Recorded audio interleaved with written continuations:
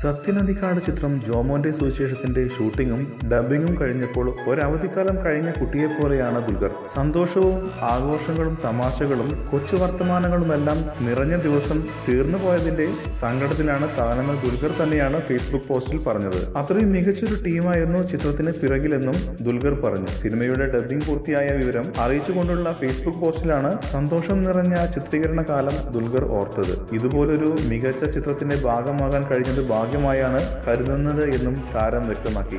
ജീവിതം പോലെ സന്തോഷവും സ്നേഹവും ബുദ്ധിമുട്ടുകളും നഷ്ടവും എല്ലാം നിറഞ്ഞൊരു സിനിമയാണിത്. ഇത്തരം ഒരു റോളിലേക്ക് എന്നെ പരിഗണിച്ച സത്യൻ സാറിനോട് തീർത്താൽ തീരാത്ത കടപ്പാടുണ്ട്, ദുൽഖർ സൽമാൻ വ്യക്തമാക്കി. കൂടുതൽ സിനിമാ വാർത്തകൾക്കും വിശേഷങ്ങൾക്കും ഇപ്പോൾ തന്നെ സബ്സ്ക്രൈബ് ചെയ്യൂ മലയാളം ക്രിയേഷൻസ്.